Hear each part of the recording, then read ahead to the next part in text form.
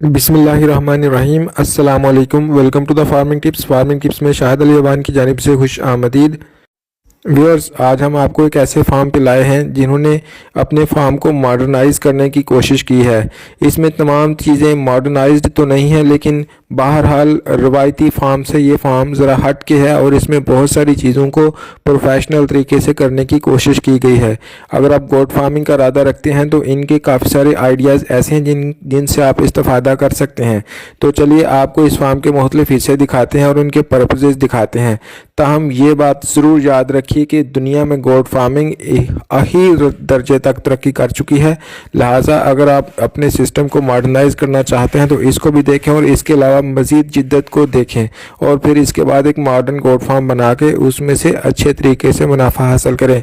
तो चलें आपको फार्म दिखाते हैं, लेकिन उससे पहले व्यूअर्स आपसे एक रिक्वेस्ट है कि अगर आपको हमारी काविश अच्छी लगे तो इसको लाइक और शेयर करने के साथ साथ पेज के फॉलो बटन दबा दें ताकि हमारी हौसला अफजाई हो सके। तो चलें प्रॉपरली शुरू करते हैं। ये जो आपको सामने आपको सेक्शन नज़र आ रहा है, इसमें 1 साल से कम उम्र की पट्ठे हैं जिनको आप खीरी पट्ठे बोल सकते हैं। ये वाली हीफर्स वाली स्टेज पे हैं। ये जो सामने आपको पट्ठे नज़र आ रही हैं इनमें ज़्यादातर नागरा नस्ल की हैं और इनमें कुछ मक्की चीनी भी हैं और इनमें से अभी तक ब्रीड नहीं ली गई। इनकी उम्र अभी इस वक्त 10 से 12 महीने के करीब तरीन है। जबकि ये जो सेक्शन आपको सामने नज़र आ रहा है ये ब्रीडर्स का पेन है। तो आप देख सकते हैं ब्रीडर्स को एक अलग बॉक्स में अलग खाने में रखा गया है ताकि ये हर वक्त बिला वजह बकरियों को तंग ना करते रहें और कंट्रोल्ड तरीके से प्रेगनेंसी करवाई जा सके।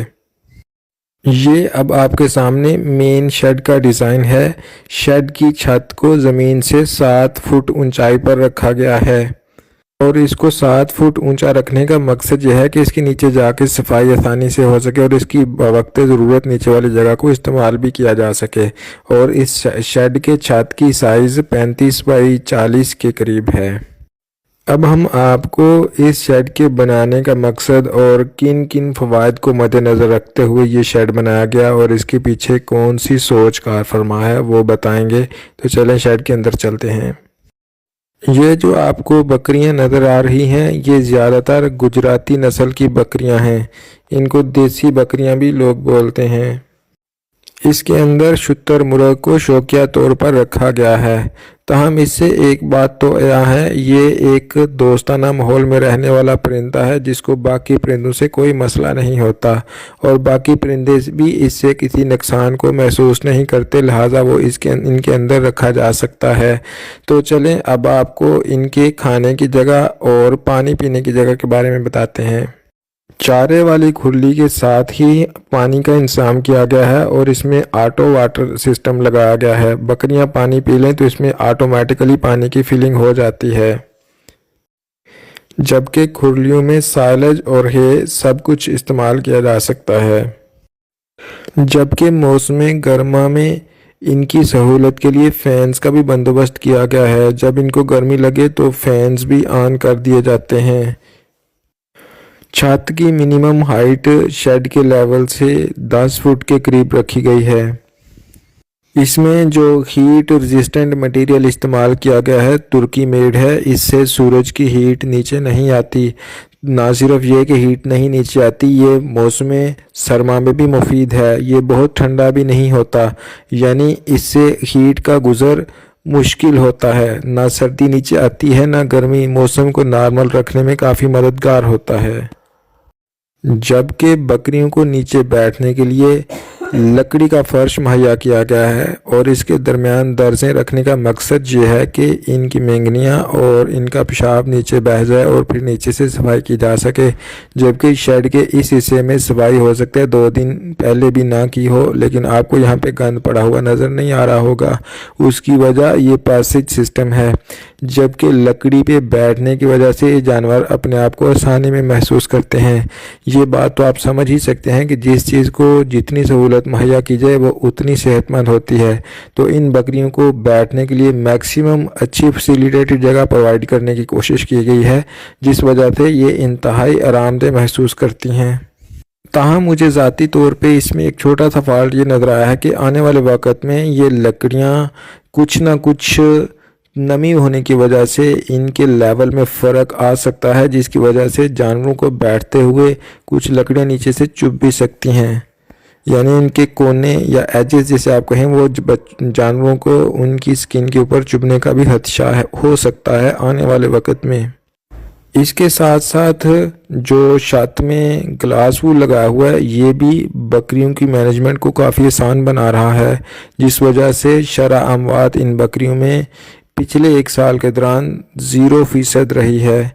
तो लिहाजा अगर आप ये आइडिया पिक करना चाहें तो इसको पिक किया जा सकता है, क्योंकि इस आइडिया से शरह अमवात को हद से हद तक कंट्रोल करने में मदद मिली है।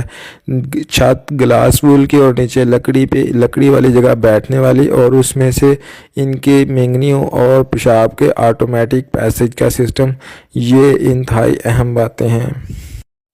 ये सामने आप फार्म का ओवरव्यू देख सकते हैं कि ओवरऑल फार्म को किस तरह सेक्शंस में डिवाइड किया गया है। नाजरीन, आखिर में एक रिकमेंडेशन मैं आपको अपनी तरफ से देना चाहूँगा कि ये जो लकड़ी का फ्लोर है इसमें टूट फूट का खदशा होता है, चूँकि ये इतने हैवी इन्वेस्टमेंट पे है जिस वजह से लॉस का खदशा है। तो लिहाजा आजकल प्लास्टिक के फ्लोर आ रहे हैं जिनमें सफाई का इंतज़ाम इससे भी ज़्यादा अच्छा हो जाता है, और ना सिर्फ ये बल्कि उनके ऊपर जानवर बैठने में भी आसानी महसूस करते हैं। और वो मिलते कहाँ से हैं, जहाँ पे आप देख सकते हैं आप लोगों ने अपने वाशरूम्स के बाहर जहाँ पे आपने जूते उतारने हो वहाँ पे उस तरह का एक छोटा था टैग सा नीचे रखा होता है, जिसके ऊपर आप अपने पाँव से जो पानी है उसको साफ़ कर सकते हैं। उस जहाँ से वो मटेरियल मिलता है उनसे आपको एड्रेस मिल जाएगा कहाँ से वो मैट मिलते हैं एनिमल्स के लिए। वो काफ़ी हैवी ड्यूटी होते हैं और 20-25 साल तक तो आराम से निकाल सकते हैं। तो लिहाजा फ्लोर के लिए प्लास्टिक का इंतखाब कीजिए बजाय लकड़ी के। सामने जो आपको ऑटो रिक्शा नज़र आ रहा है ये इनके चारे की ट्रांसपोर्टेशन के लिए है, जबकि ये रूम या क्वार्टर लेबर के लिए है, उनके रहने के लिए जगह बनाई गई है। इसमें भी लेबर के रहने की तमाम सहूलतें मुयस्सर करवाई गई हैं ताकि उनको रहने में परेशानी ना हो और वो भागे ना। ये अब इसके छत के नीचे वाली जगह आप देख सकते हैं, ज़मीन से ये 7 फुट ऊंचा है, लेकिन इसके अंदर भी कम से कम 6 फुट जगह दस्तयाब है। आप इसको अंदर से भी व्यू कर सकते हैं।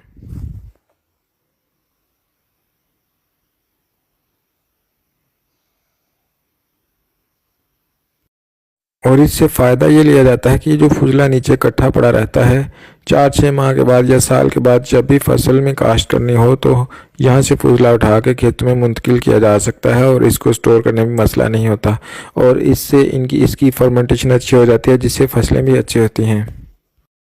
ये जो सामने आपको बकरा नज़र आ रहा है कि इसकी खूबी यह है कि ये 100 मन वज़न के साथ साथ इसकी खूबी यह है कि ये छलांग बहुत बड़ी लगा लेता है, और इसके साथ साथ ये बकरा दूध भी देता है।